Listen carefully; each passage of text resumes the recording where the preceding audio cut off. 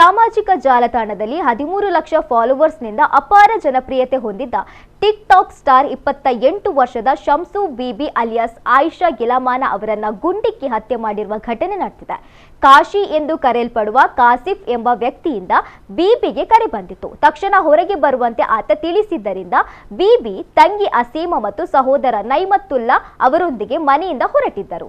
ನಂತರ petrol pump ಬಳಿ ಬೈಕ್ನಲ್ಲಿ ಬಂದ ಸುಮಾರು 30 ರಿಂದ 35 ವರ್ಷದ ಇಬ್ಬರು ಅಪರಿಚಿತ ವ್ಯಕ್ತಿಗಳು ಗುಂಡಿನ ದಾಳಿ ನಡೆಸಿ ಪರಾರಿಯಾಗಿದ್ದಾರೆ. ಈ ವೇಳೆ ಬೀಬಿ ಅವರ ಕತ್ತಿನ ಭಾಗಕ್ಕೆ ಗುಂಡು ತಗಲಿದ್ದು ಚಿಕಿತ್ಸೆ ಫಲಕಾರಿಯಾಗದೆ ಮೃತಪಟ್ಟಿದ್ದಾರೆ. ದಾಳಿಯ ಸಮಯದಲ್ಲಿ ಕಾರು ಅಪಘಾತಕ್ಕೀಡಾಗಿದ್ದು ಅವರ ತಂಗಿ ಅಸೀಮಾ ತೀವ್ರವಾಗಿ ಗಾಯಗೊಂಡಿದ್ದಾರೆ.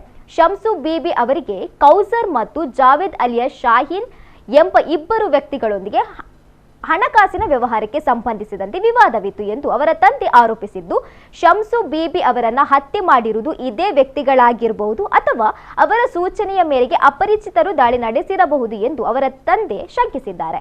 ಹಣ ಮರುಪಾವತಿಗೆ ಸಂಬಂಧಿಸಿದಂತೆ ಬೀಬಿಗೆ ಕೊಲೆ ಬೆದರಿಕೆಗಳು ಬಂದಿದ್ವು. ಈ ಹಿಂದೆ ಅವರು ಇಸ್ಲಾಮಾಬಾದ್ನಲ್ಲಿ ಈ ಕುರಿತು ದೂರು ಸಹ ದಾಖಲಿಸಿದ್ರು. ಈ ಘಟನೆ ನಡೆದಿರುವುದು ಪಾಕಿಸ್ತಾನದ ರಾಜಧಾನಿ ಸಮೀಪದ ಟ್ಯಾಕ್ಸಿಲಾ ನಗರದಲ್ಲಿ. ಸದ್ಯ ಪೊಲೀಸರು ಪ್ರಕರಣದ ತನಿಖೆ ನಡೆಸುತ್ತಿದ್ದಾರೆ.